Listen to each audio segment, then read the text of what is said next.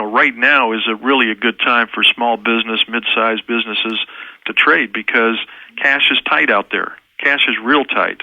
And if people can trade their excess time or their excess inventory for things that they're paying cash for, why not? What's in demand? What do people like to trade? Obviously, things that they're laying cash out. They like to go to restaurants. They like their car repaired. They need a website. They need printing. Doctors, dentists, optometrists, all the medical things. This is what you can trade for.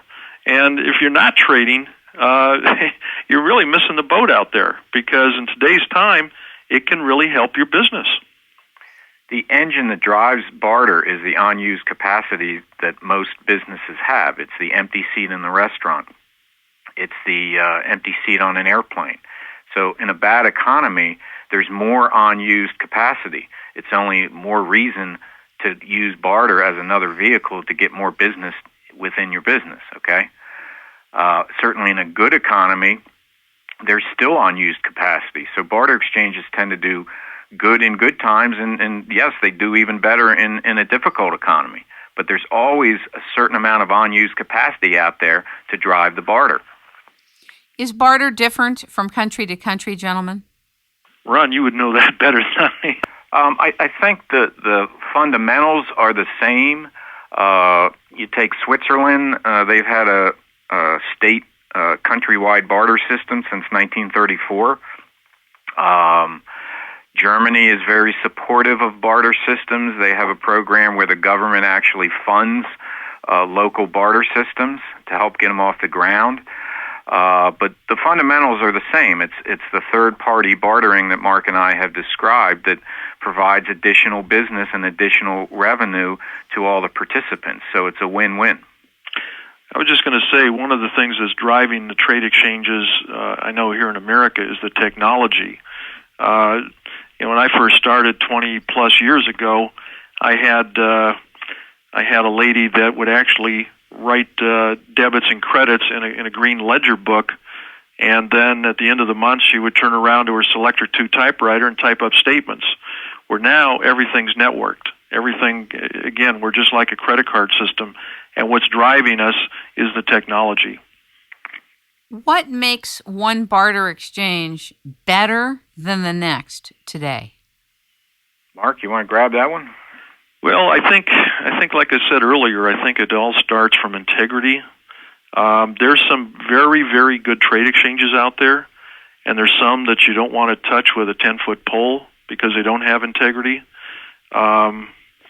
The thing that I found, especially in today's time, you really have to be hands-on with your members. You have to have relationships with them, and if you don't, you're not going to grow. You're going to miss out.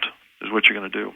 Yeah, I'd agree with Mark. It's the quality and the character of the members that's huge, but also it's the level of customer service that a barter exchange can provide in the form of brokers that work with the members to help them get what they need in the exchange and help sell their products in the exchange.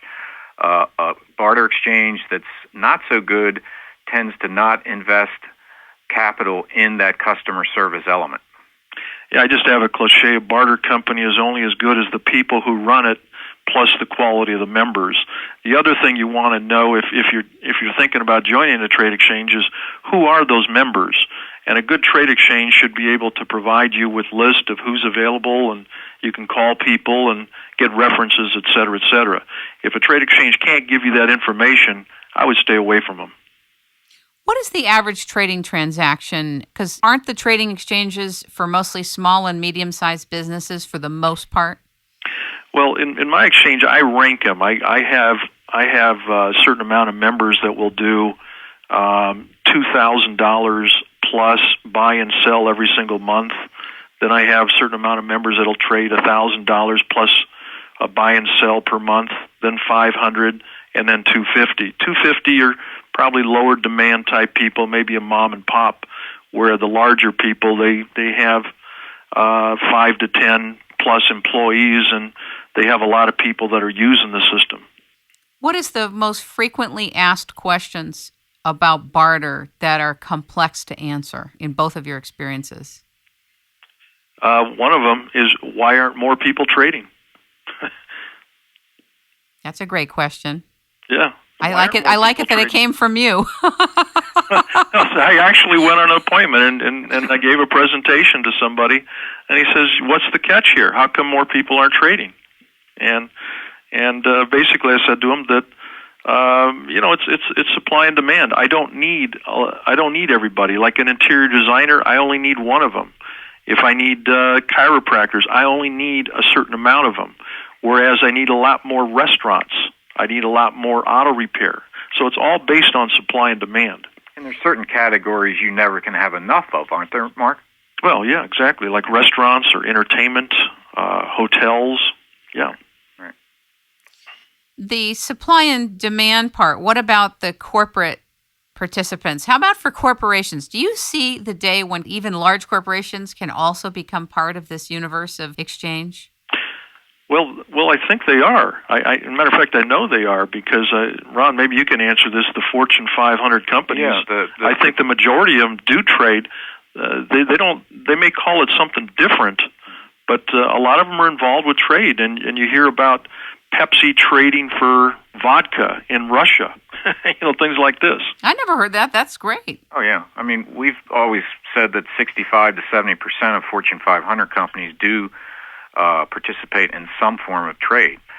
Some Fortune 500 companies even have barter departments, in-house barter departments. Which ones? I'd love to know. Well, you take somebody like Clear Channel, a national advertising company. They're heavily into trade. Airlines will trade. It's hard for a small exchange like myself to do business with them, but they'll do $1 million advertising deals. They'll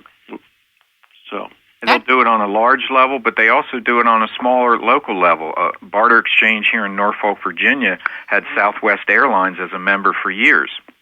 That's what exciting. they used to do was literally drive their van up to the tarmac with chocolates and load it on the planes. I love it. And in exchange for that, they got the credit, and they got tickets for Southwest Airlines. It was amazing. Part of the purpose of barter is to be able to also to save money in some way. When you're paying taxes on this trade where money was not transacted as we know it, is it inflationary? I think the beauty of barter is that it actually preserves a business's cash flow.